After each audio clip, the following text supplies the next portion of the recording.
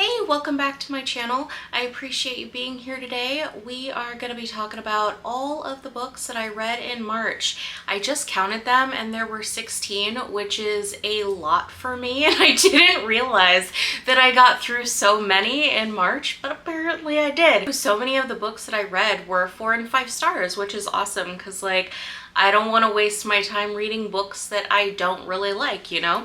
I did also read manga, but that is actually being done in a separate video. I've already done my manga update for March, so I'll link that one in the description box if you want to go and check out which manga I read through in March. So today this is going to be purely for books that we're going to be talking about. I think it works out best if I start from the books that I liked the least to the books that I liked the best.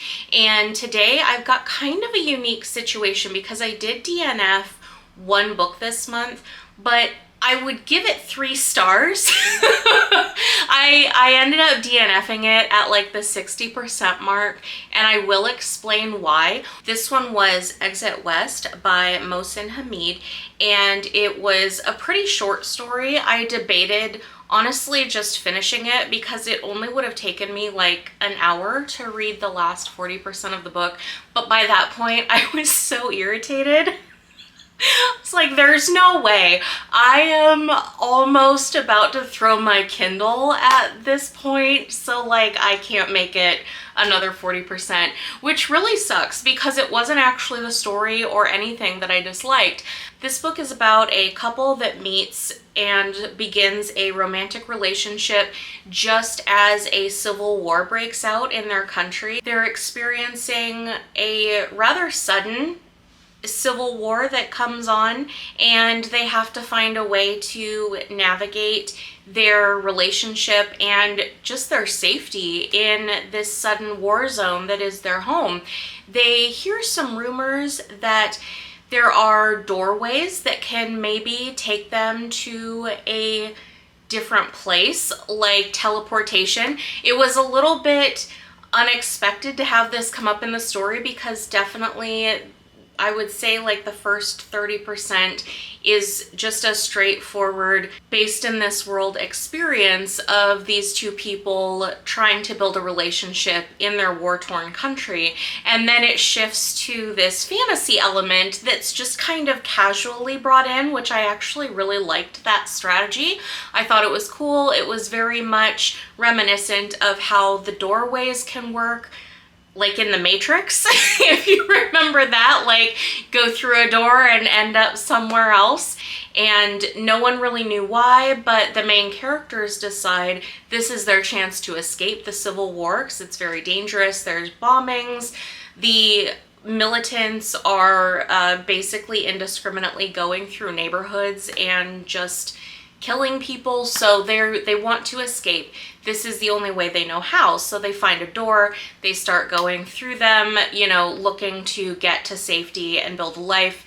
It really does a very good job, I think, in telling the story of refugees and how they feel about having to leave their home when I think most of the time, most refugees would prefer not to have to do that.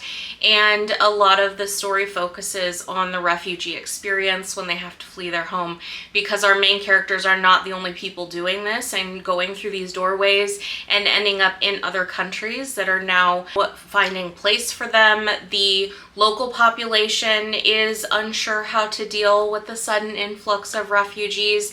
I think it does a really good job in showing the fear that exists so many times with both the local population and the refugees when there is a situation where refugees have to immigrate into a new country. And I thought that it was really well done. The characters were really well written.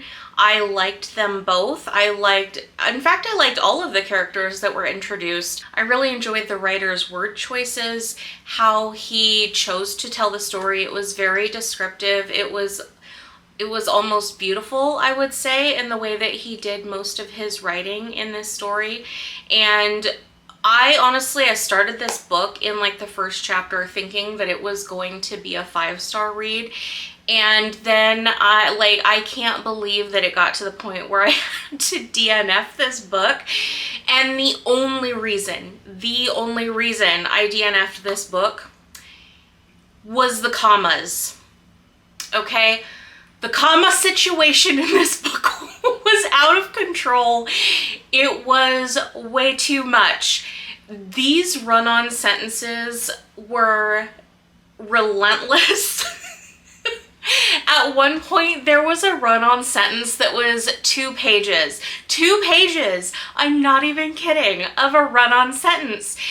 And I know that the author had to have made this as a stylistic choice for the writing, but it was very annoying. I couldn't do it anymore. It just slowly wore me down to where I got to the 60% point, and I was like, I am done. I am done now. All these commas, y'all need to go to hell. I'm done. Have you heard of a semicolon before, sir? If you really want to have long sentences, how about some semicolons to mix it up? Maybe throw in a couple periods in there. Do you really need run-on sentences in like every single paragraph? And I know that this book is so highly praised. I didn't look extensively, but I didn't see any critics commenting on this choice of like sentence structure. So I don't know. Maybe I'm the only person in the world that excessive run-on sentences really irritate me, but clearly you can tell. It really irritated me. And honestly, that makes me so mad because I really liked this book.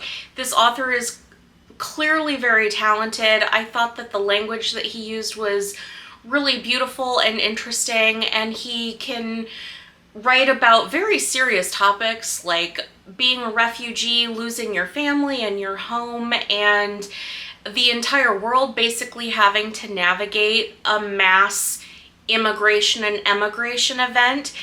I thought that he did that so well, and I do not know why he chose to fuck it up with all of these run-on sentences. Truly, he could have put in periods or semicolons in some of these places, and I could have still dealt with it. The writing style with the comma situation, it was not compatible with me. And there's many people that maybe that doesn't bother you, a run-on sentence doesn't bother you, or an entire book of run-on sentences doesn't bother you, but it really distracts me, it takes me out of the story, and it's like all I can focus on. So for that reason, unfortunately, I had to DNF this book. Since I did get through 60% of it, I did rate it. I rated it 3 stars because, like I said, I think he's a great writer.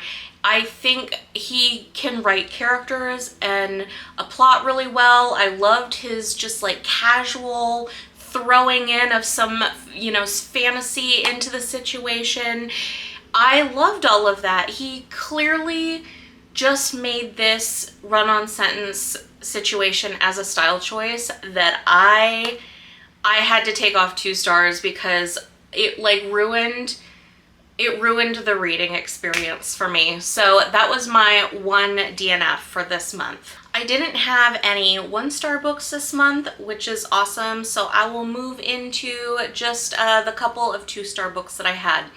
The first 2-star book that I had was A Tale of Magic. This is by Colfer. I did read this as part of my March theme reading, and I read middle grade books for March. Very original, I know, just like everybody else on the internet during the month of March. I will link the video that I did for that down below where I talk more in depth about the middle grade books that I read. And I won't get too much into this one in this video because I did spend probably like 15 minutes talking about my issues with this book in the middle grade video.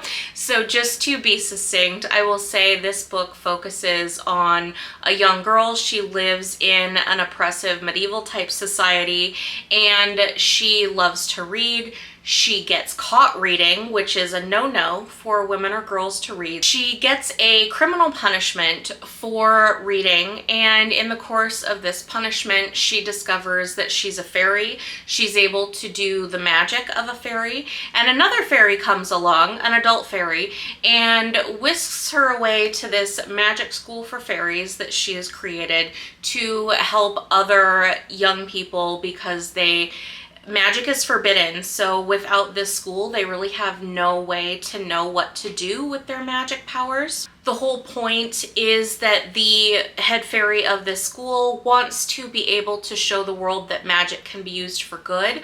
Right now, there's a witch that's waging war. God, try saying that 10 times fast. A witch that's waging war against the kingdoms and using magic to do it, which is just reinforcing to the kingdoms that magic is bad.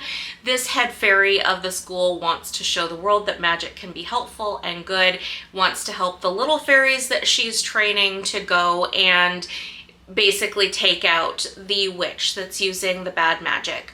A lot of this book had a message about accepting people for who they are, which I thought was awesome.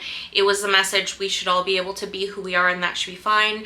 I really loved the fantasy element in this book, the magic. I love fairies, books about fairies, shows about fairies, so I loved that too. I did not like some of the other messaging though, particularly at the end. It was really reinforced some messaging that I thought was not a good idea for kids. Basically, the messaging at the end of the book was that it's okay to manipulate people to get what you want if that's going to further the greater good. And as messaging to kids, I just don't, it wasn't done with enough nuance to be able to explain when that might be okay and when it might not be okay. And in this situation, I do not think it was okay. The way that the manipulation they're planning on and the methods going about it, I think that their goal could have been reached without intentionally lying to and manipulating people. So I didn't love that. I also didn't love, there were some serious issues like trauma, abuse, mental health problems that were brought up but really not handled with care or any significance. It more struck me as being used to punctuate a point the author wanted to make rather than to actually take care with addressing how young people are dealing with these experiences. If you want to hear more details about that, like I said, I will link that video in the description down below. The next 2-star book that I had was Reprieve by James Han Mattson.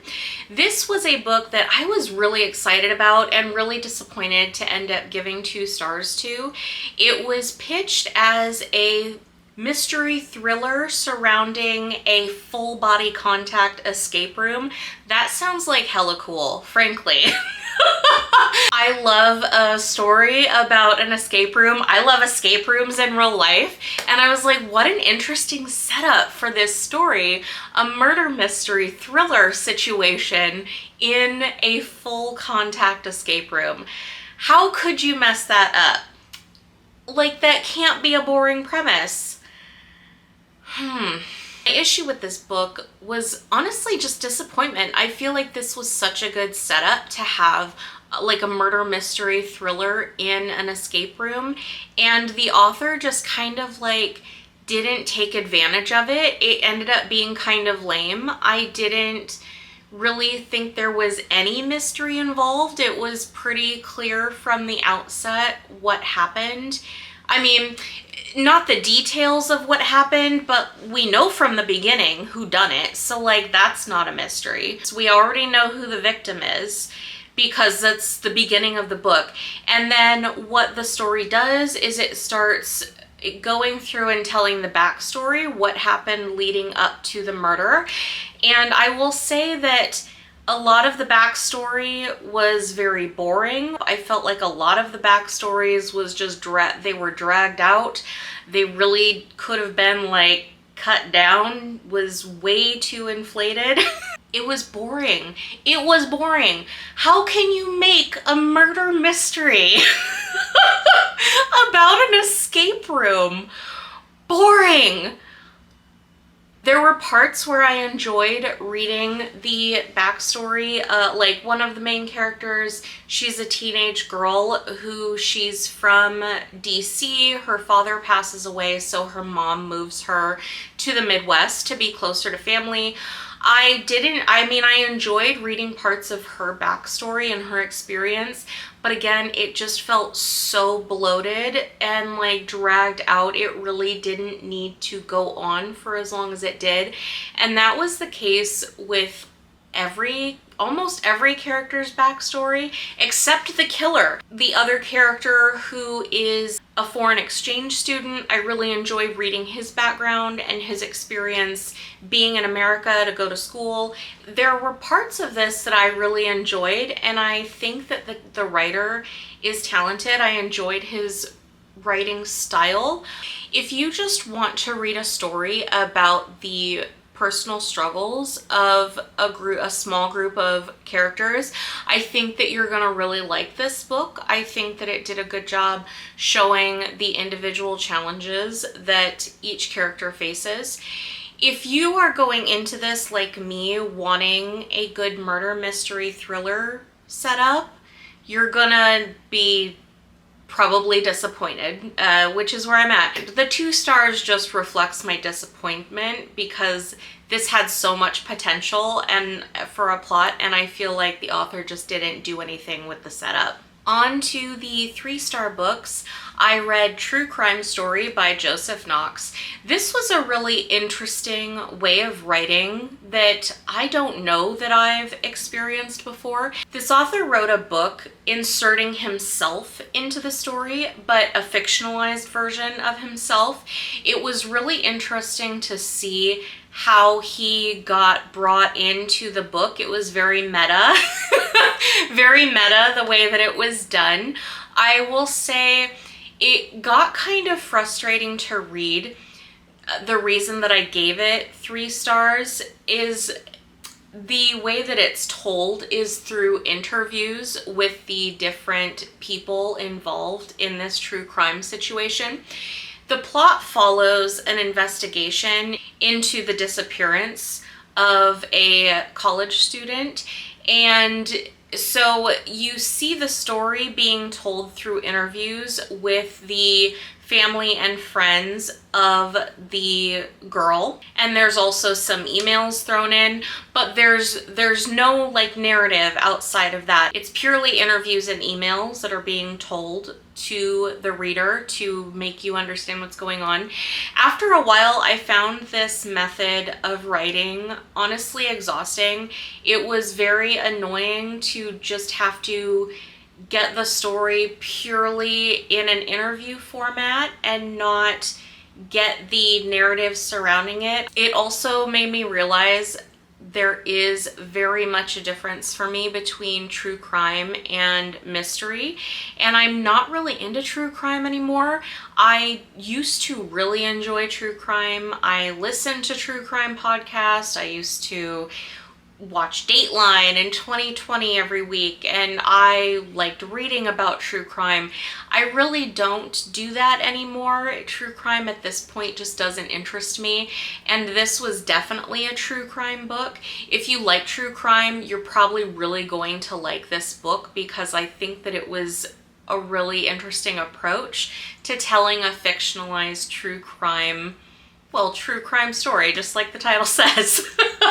I thought that it was done really well. If you're into true crime, you probably will really like it.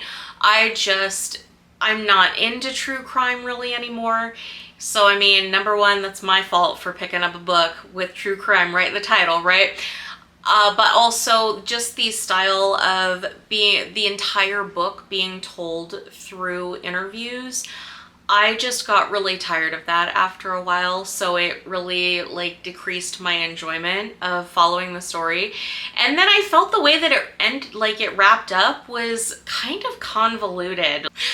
But if you want a good fictionalized true crime book, I think you're gonna really like this one. I also read The Empress of Salt and Fortune by Nghi.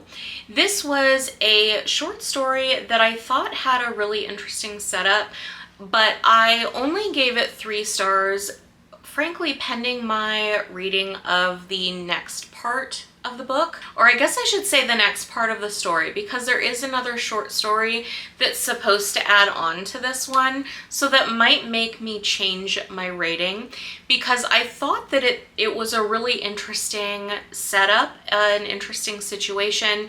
I thought that the plot had a lot of potential.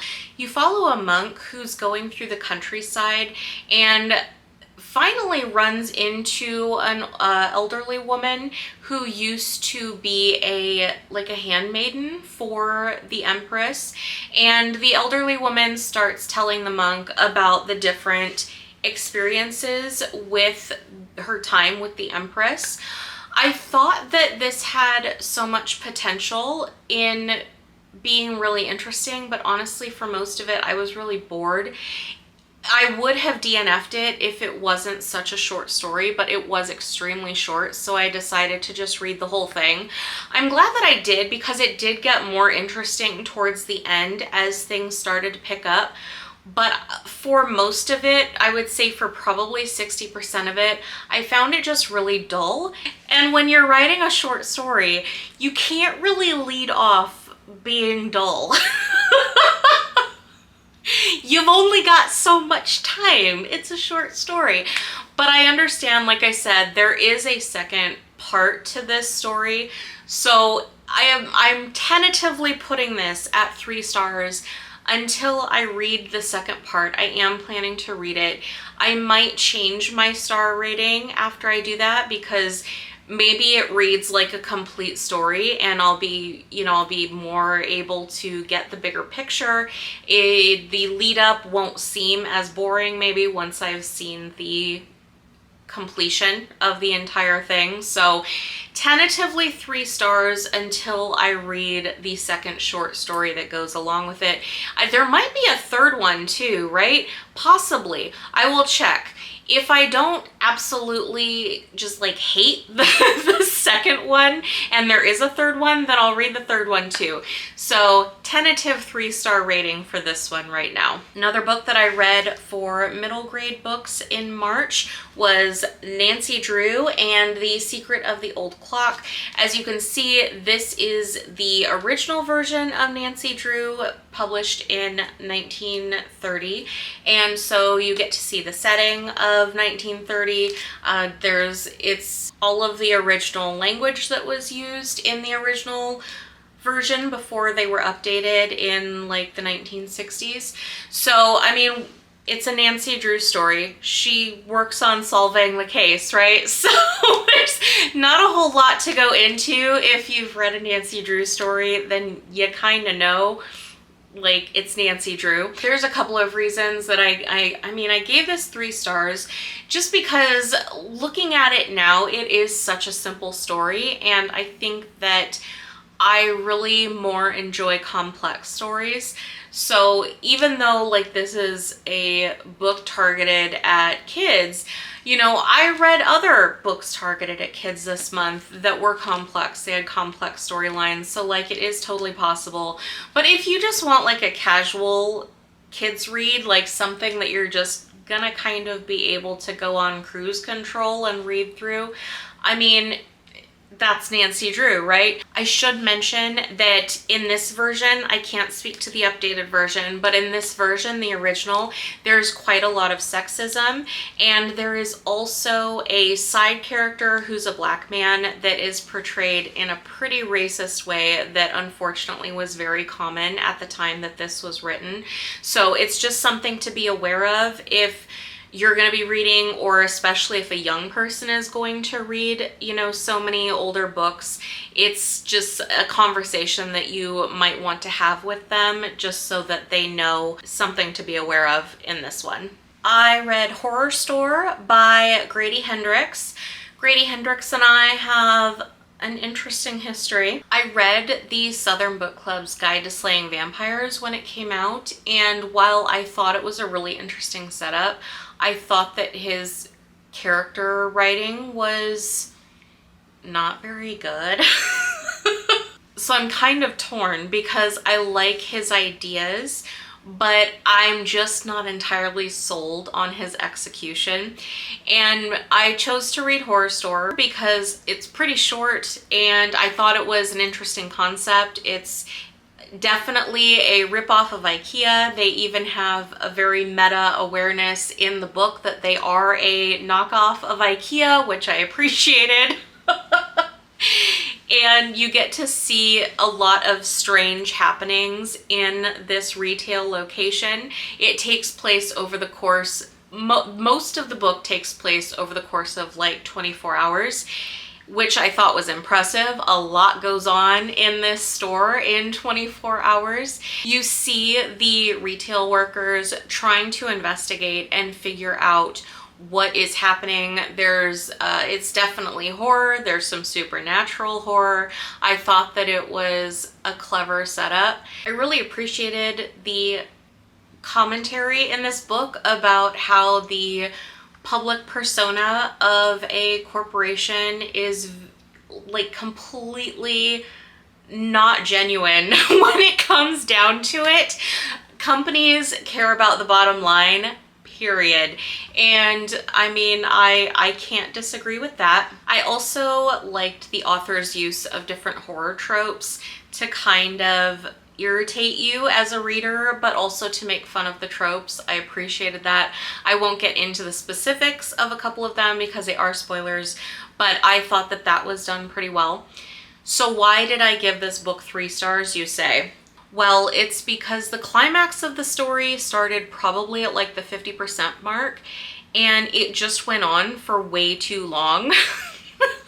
That's what she said. I don't know.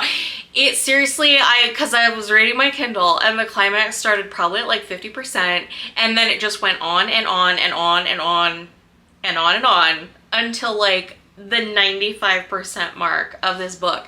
It got to the point where I was annoyed. I was like, okay, great. We thought that this was wrapping up, but like, nope, here we go again. Okay, great. Thought we were gonna get out of this, but nope, looks like it's coming back. It was just, it got to the point of being annoying. The story. It felt like I was seeing the same thing happen over and over. For what purpose, I'm not entirely sure. And it honestly, it just got like boring and annoying. And I was like, all right, we gotta wrap this up. Like, what are you doing, sir?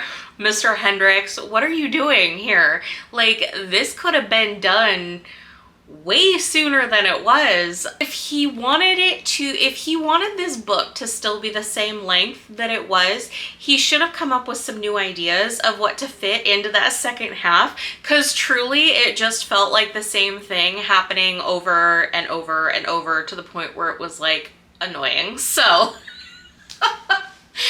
I did like it. From what I recall, I like it better than I liked the Southern Book Club, but I wouldn't say this was bad. I rated it 3 stars. I would say it was fine. I don't feel inclined to read it again, but I would tell other people, yeah, you might like this book. It's an interesting, weird little horror setup if you're okay with horror, because there's some pretty gnarly stuff at some points in this. Yeah, you might be down, you know, if you want like a little tongue-in-cheek, like dark humor, horror stuff, you might really like this. The second half of this book, though, honestly just annoyed me, and it went on for way too long. So that is the reason for my 3-star rating for Horrorstor. At the beginning of the month, I read The Assassin's Blade, which of course is the prequel novellas to the Throne of Glass series by Sarah J. Maas. I did a vlog on reading this book with my real-time reactions, so I will link that in the description as well if you want to check out my more detailed thoughts about this book. I went into this not quite knowing what to expect. It started out with kind of questionable writing, and I was a little skeptical of some of the character development at first, like Selena, sorry. I did look up. If you watched my vlog, then you know I was questioning like the whole time how to pronounce almost every character's name. I did look it up after I finished the book, and I know now how to pronounce all of them for sure. I was pronouncing Selena's name correctly from what the internet tells me. So I started off really not caring for Selena, but she grew on me over these novellas. There's 5 novellas in here, and you see her go through a period of really significant development in the book as a teenager. I thought it was really interesting. I thought some of it was a little convoluted, like apparently she's like 17 and the best assassin in the world, and she's been like everywhere and everybody knows who she is, and she's 17. Okay, but you kind of have to, obviously it's fantasy, you have to suspend an element of disbelief, which I'm like prepared to do, but I'm always have to tell authors, like, don't make it hard for me. Don't make it hard for me to suspend my disbelief. She's 17 and she's the best in the world. I think I even said in the video, like, she's not Mozart, okay? She's not, you're gonna have a hard time convincing me that she's a 17-year-old and she's the best in the world at something. Like, I'm gonna be skeptical, but it doesn't matter. It didn't ruin the story. The author kind of stopped harping on that after a while, and I was able to just like stay in the story because she stopped emphasizing this part of it. I really liked this book. I ended up enjoying the character development. I thought that these novellas showed really that she was able to come a long way in the short amount of time that we followed her. I'm pretty sure that we follow her for what, like 6 months, something like that, right? Not very long at all, but we get a lot of character development in that time, which I think is going to be probably really helpful for understanding her through the rest of the series. So I really appreciated just getting to see this setup of who she is as a person, and I'm looking forward to seeing what she does next, because definitely, again, I won't spoil this, but this book definitely ended in a situation that made you go, oh shit, what's she gonna do now? Like, I wouldn't say it's a cliffhanger, but it leaves our heroine in a kind of a scary situation. So I do want to see what happens to her next. I ended up really enjoying this book by the end of it. Another 4-star book that I read this month, The Writing Retreat by Julia Bartz. I believe this is her debut novel, which I was really pleased to see what she did with this. I think it's awesome. I think it's awesome as any number of novel, but particularly it's her debut, so like extra impressive. This book is about a woman. She's 30 years old. She works in the publishing world. I believe that she's an editor's assistant, and she wants to be a writer. She has a backstory where she's friends with a number of other people who want to be writers. I believe that she's friends with a couple of people who are published writers. The main character in this book, Alex, learns that her favorite author is going to be holding a writing retreat at the author's secluded home, and Alex thinks this is awesome, but she's over the age limit. It's for people in their 20s, and also she believes that there's just way too many people who write better than her who have applied to go to this retreat. So she kind of brushes it off, but through one of her writing connections, she actually gets an invite to go to this retreat. So she's nervous, but also really excited. She's going to get to meet her favorite author. She's going to get to work on her writing with her favorite author. So she really wants to have that as a mentor, you know, be able to improve her writing. Now, she is concerned because she learns that a woman that she used to be best friends with is also going to this writing retreat. They had a falling out about a year ago. It starts out very mysterious what happened to cause this falling out. We don't get the full story up front. We get a lot of allusions to it, but no details. It's very confusing what might have happened. So she's nervous about that, but she makes up her mind. She's gonna go to this retreat. She's gonna do her best to just have a good time, get a lot out of it, and try to ignore Ren. Ren is her friend that she had the falling out with. She gets to the remote estate where the retreat is being held, and she gets to meet the other women who have been invited. She likes them. She gets to meet Rosa, her favorite author. She's a little put off initially by Rosa, the author, because she's not very nice. Like, she's kind of nasty to people. But she, you know, Alex tries to chalk that up as just like, she's being too sensitive. She's going to make the most out of the situation. Well, Rosa reveals that everyone at this retreat is going to write a novel during their time because it's a month-long retreat. So they're going to write a novel.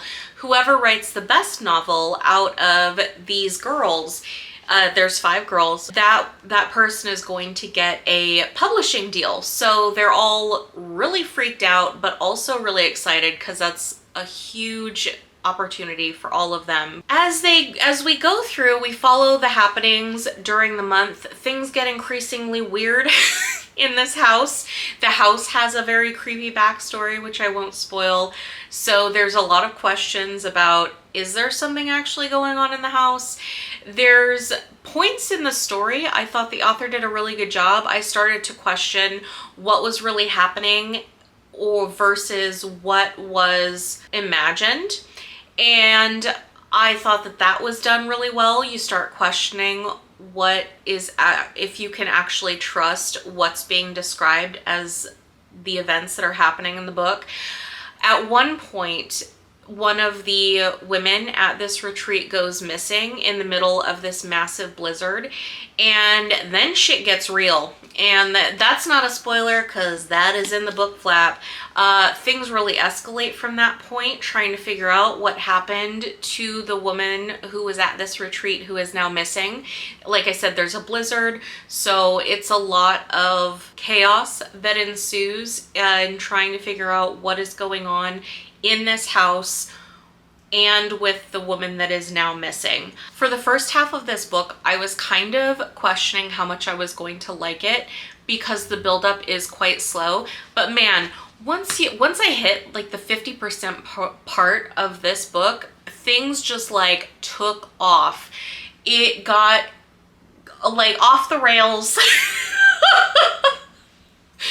Just so much happening and things going in a really different direction than I expected it to go. I really enjoyed this book. I thought that it was really well done as a mystery and a thriller, and especially because it's this writer's first book. Like, good for you, Julia Bartz. You did awesome on your first novel. Like, congratulations. This was really well done. I would definitely recommend this if you really like mysteries, if you like thrillers.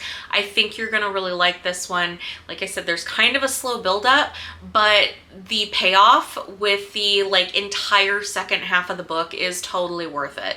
The third middle grade book that I read was also a 4-star book. It was Winterhouse by Ben Guterson. This is also included in my middle grade videos, so I won't go into significant detail on this one, but I did really enjoy it. We follow our main character who lives with her aunt and uncle. They are not very nice people, but they've decided to send her to like a winter resort over her winter break from school. And she's very confused by this because they're not very nice. So like, why are they sending her to this fancy resort? She's going by herself. And so the setup is kind of mysterious. We don't really know how or why she's being sent here. And once she arrives at this resort, she really loves exploring it. She loves to meet and get to know the people who are there. She makes a friend who is her age, and he's also there by himself. So they spend a lot of time together becoming friends. It's really nice to see her kind of get really comfortable in an environment because she's presented as really not having any friends or feeling like she belongs when she's at home. And most of the story, you see her trying to solve a mystery in this hotel. There's a really giant, awesome library in the hotel, and there's mystery surrounding it. So she's trying to solve the mystery that involves the library and some of the guests and the hotel owner. That's what we see her doing, is like investigating and trying to solve puzzles through most of the story, which I thought was cool. I will read the next book in this series. I think there are several more in this series. I will be reading them because I thought it was good. I thought it was enjoyable. There's still part of the mystery that needs to be solved. So like, I need to know. I need to kind of know more about what's really going on here.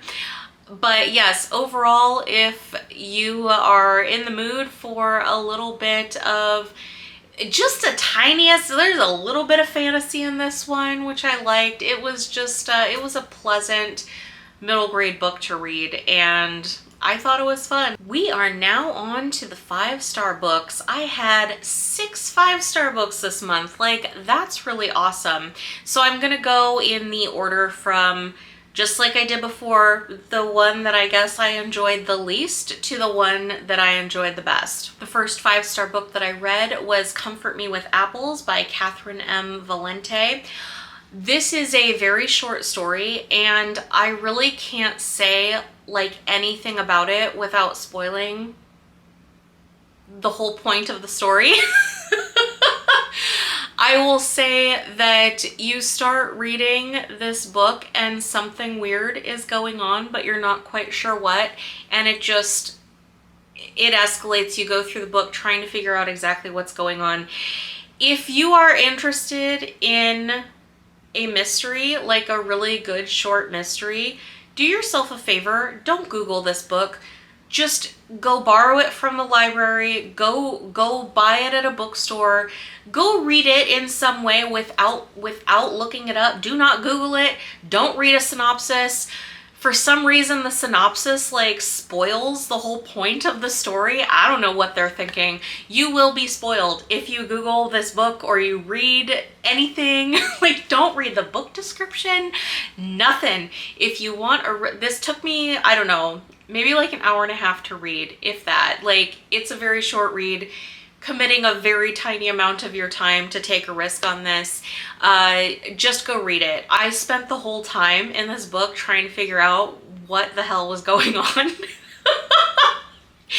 And I thought that the payoff was really well done, and it was a good short read. So if you want a short mystery that you're trying to figure out the whole time what in the hell is going on, then for sure pick up Comfort Me with Apples. The last middle grade book that I read was The Fairy Tale Detectives by Michael Buckley. This is a fantasy book. As you can tell by the title, we follow 2 sisters who are in the foster care system. They're in and out of a lot of foster homes. It finally ends up that they're getting placed with an elderly woman who lives in a village. When they show up, the elderly woman is very nice. The younger sister, Daphne, really likes her.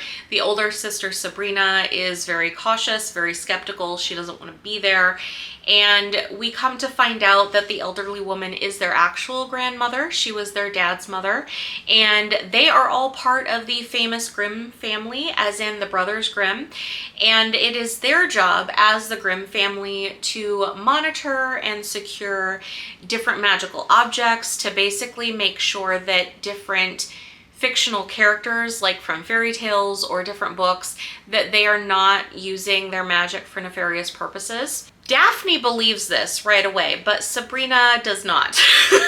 So we see them kind of adjusting to it being in this new environment.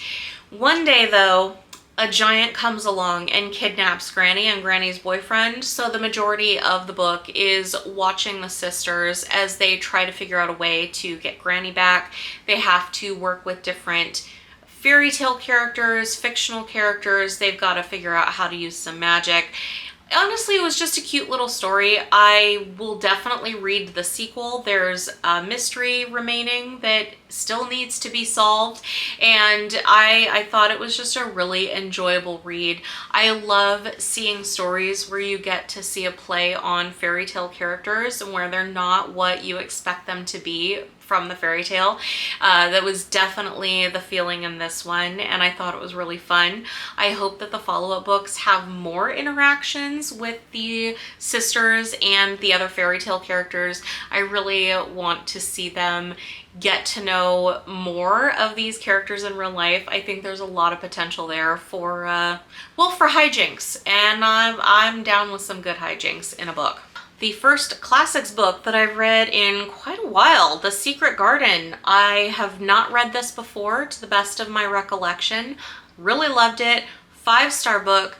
Did a whole video on it, which I will also post in the description box below.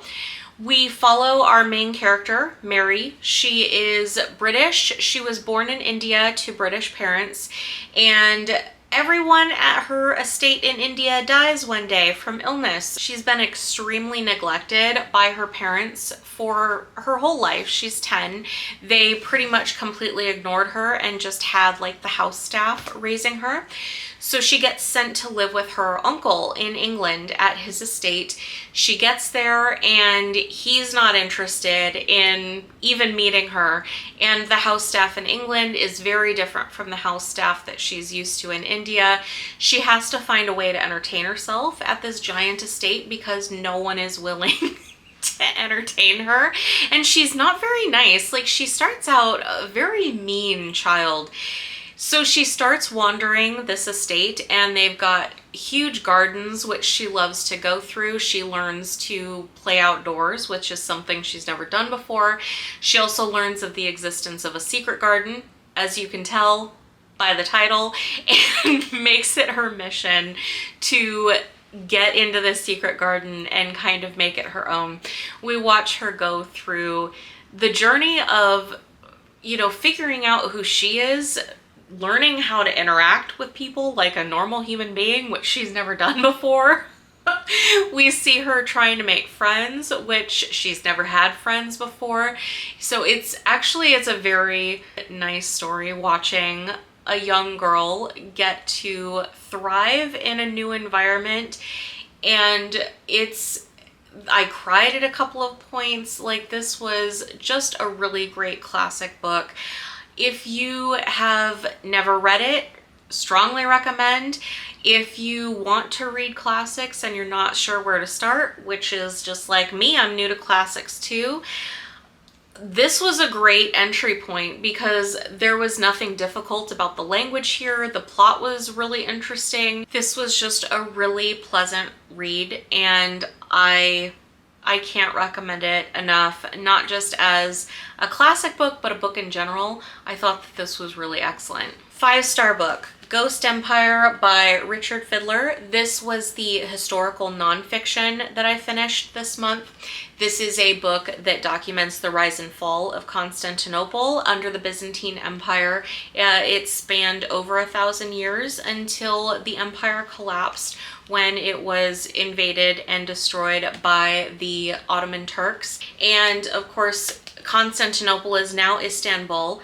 There's an entire song about it. It's Istanbul, not Constantinople by They Might Be Giants. I can't tell you how many times I was moved to listen to that song during this month after reading this book. If you have not heard it, it's definitely a fun song. I'll try to link that too in the description box if you want to give it a listen. It's only like 2 minutes long, but it's great. Anyway, this is supposed to be talking about the book, not a song. This is a book about Constantinople. What more can I say? But it's actually written in a really engaging way. This author goes to Istanbul with his son, and he uses his travel experience with his son and different things they see and talk about there as like a lead-in to talking about the history of Constantinople, which I thought was so clever. He's able to address different aspects of the empire, what was going on in Europe and Asia at that time as well. I thought this was such a good, interesting history book. This was like the complete opposite of dry. I learned so much, and it was written in such an interesting way. Like, there's so many fun facts in this story, a lot of fighting in this story too. There's a lot of war, there's crusaders, there's Huns, there's various usurping, a lot of usurping. Speaking of a Game of Thrones, in the battle in Blackwater Bay in Game of Thrones, you know, with the wildfire, turns out that is a real life thing the Byzantines had. They used this incendiary weapon that the recipe like is lost to time. It never escaped. It was a closely guarded state secret of the Byzantines, and it disappeared when the empire collapsed. So we could, like, historians can only speculate what the recipe was, but if you've seen Game of Thrones and you understand what was going on in the Battle of Blackwater Bay, you understand what the Byzantines were doing out there to defend their harbor as well. I thought that was really awesome. Greek fire, if you haven't heard of it, you can look it up. Like, don't take my word for it, go Google it, and you can see that the Byzantines, it was basically like an early version of napalm, but yeah, it was really like all kinds of interesting things like that that you learn through reading this book, and I really can't recommend it enough. It inspired me to put some other books onto my reading list for nonfiction. Definitely, I've been meaning to for a long time. I need some books about the Huns. I need some books about the Ottomans. Honestly, a lot of my knowledge of the Ottomans has been lost to, you know, years ago, my high school history classes. Maybe the only thing I know about the Ottomans now is like what I learn when I play Civilization. The Ottomans are one of the civs you can be. But this book really was so interesting to read. If you're looking for a really interesting historical nonfiction, I can't recommend this one enough. Really enjoyed it, and in fact it inspired me as well. I picked up the Byzantium trilogy by John Julius Norwich. This is regarded as like one of the most thorough documentations of the Byzantines that's been written, so I'm really excited to read these. We've got a book that well, as it says, it covers the early centuries and then kind of the middle, right? The apogee. And then the decline and fall, which is pretty self-explanatory.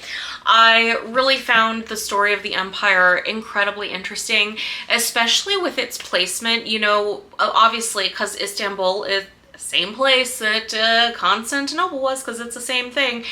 Right in the middle of, you know, East meets West. Of course, the history of the Silk Road, which I also put some books onto my list to read because I really find it so interesting how much history and culture has passed through Constantinople / Istanbul.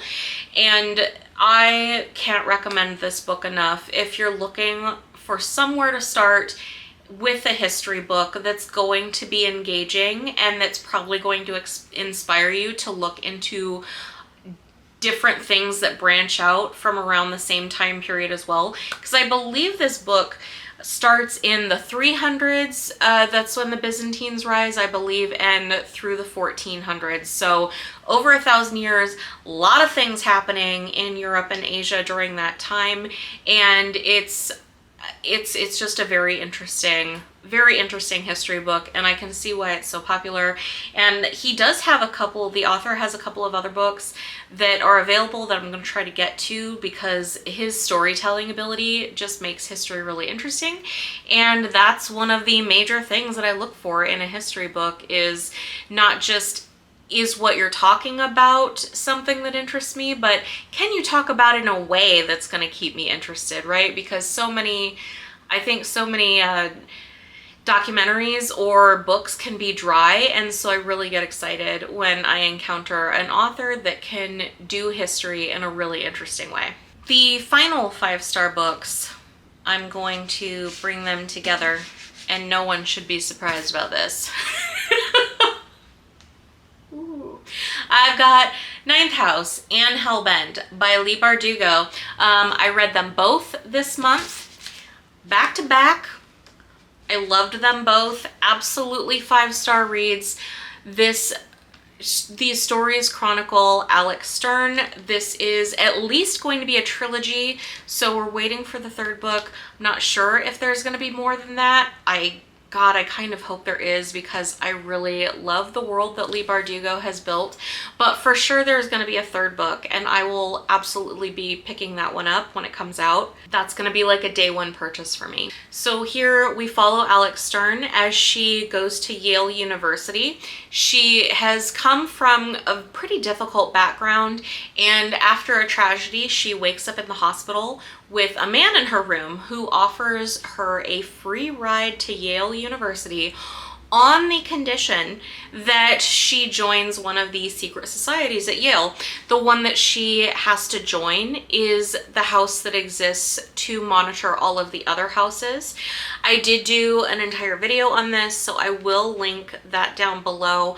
I won't give any spoilers because, God, these were so fun to just discover for myself as I read them. Leigh Bardugo's world building is so good. I was really impressed with her character development. She really leaned into like the dark, occult, magical aspects of what these secret societies are supposed to be doing, which I thought was awesome. She didn't shy away from that. She leaned way into it, man. And it was really, really enjoyable. Like, the epitome of dark academia is these books. If you want dark academia, like this is what you are looking for. I really loved her world building though. I loved her character development. It was so easy to get lost in these books and to picture all of the things that the characters were seeing and doing and experiencing. She really is very talented in getting you into the story. I will say these were kind of an emotional roller coaster. I felt so tense at times. She can write in a way where you feel the tension that the characters should feel. You feel scared. You feel nervous. You feel like, oh God, we gotta do something. Like the confusion. She is very good at eliciting emotion from the audience, which I think was awesome. I was so impressed by these, and I cannot emphasize that enough. I will for sure be reading more by Leigh Bardugo. Probably Shadow and Bone is what I would look to read from her next. But I can't tell you like how good these are. I strongly recommend giving them a try, and if you read this, be prepared. You're probably going to want to immediately go and start reading this, because I did. Like, I finished this. I like binged the last, I don't know, like 25% of this in one sitting, and I was like, I gotta find out what happens. I gotta read the sequel. So I was glad I had this already. Both really, really good. Can't recommend these enough. Absolutely 5-star. Like, my favorite books that I read this month for sure. That is all of what I have read for the month of March, and I will mention a couple of the books that I have planned to read in April. These are ones that I'm like 99% sure I'm gonna get through in the month of April. The historical nonfiction that I'm gonna be, or I guess the historical nonfiction that I'm gonna be reading is going to be American Nations. This is by Colin Woodard. This is the same author that wrote the Pirate Republic, or the Republic of Pirates. The Republic of Pirates that I read previously, and I really liked his writing, his storytelling, so I picked up another one of his books. I'm going to give this one, it says it's a history of the 11 rival regional cultures of North America. He's a good storyteller, and so I'm interested to see what he does with this one. With the mostly improving beautiful weather, although like, oh God, it started out like so beautiful this morning. It was almost hot yesterday. I think it was like 70, and overnight I was hot, and I woke up this morning and it was like 60. It was beautiful. I opened the windows, I had the breeze coming in, and now it's like 45 degrees. But regardless, spring is allegedly here. So my plan, I've been waiting for this one for a long time. I'm planning to read the Emily Wilde's Encyclopedia of Fairies this month. God, isn't this just such a beautiful cover? This is the UK cover. I still think I'm probably going to buy the US cover, like the US edition as well, because I do really like that one. But just something about this feels so spring-like, doesn't it? Just like whimsical. It's very whimsical, and so I got the UK version, and I really want to read this one this month. And finally, I do really need to see what happens with Selena. So my goal, I guess I should put them like this. My goal is to read both books. I guess it's 1 and 2, unless you count the prequel novellas as book 1. Throne of Glass and Crown of Midnight. My plan is to do the same like I did before, do like another real-time vlog sharing my thoughts on these books. I had a lot of fun actually doing that video before for the novellas, so I think it would be fun to do this for the follow-up books. Are they follow-ups? I don't know. The next books, I think it would be fun to do the same thing. So this series has been kind of mixed messaging from what I gather with how people feel about it. For the ones who have given it a try, it seems like the majority either really like it or they liked the first few books, but they feel like the second part of the series like kind of fell off. I'm interested to see then going forward how I feel about them, because I did end up really liking the novellas.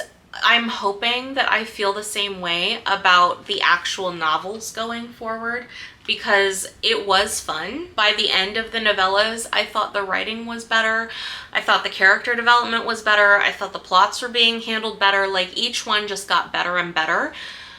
God, I really hope that trend continues, because if we're gonna reach a peak at like, I don't know, here, I've still got like, what, 4 or 5 books after this one to go, and I'm reading them all because I bought them. I'll read them. I might have to do it bitterly, but I'll do it. So I'm really hoping they stay good. I stay really engaged because I'm committed. So gonna be doing, that's my plan, to do another vlog read, like a real-time read this month, to share my thoughts on the next books in the Throne of Glass series. That is all that I have for my March wrap-up today. Have you read any of the books that I read? Do you have different thoughts or ratings and from any that I did? It's totally cool. Like, if you loved books that I didn't or hated books that I loved, like, that's fine with me. We all have different opinions, right? So yeah, let me know what your thoughts are if you read any good books yourself this month. Anyway, I really want to thank you so much for stopping by and watching my video today. Please make sure that you like this video and subscribe to my channel, and I'll see you next time. Thanks.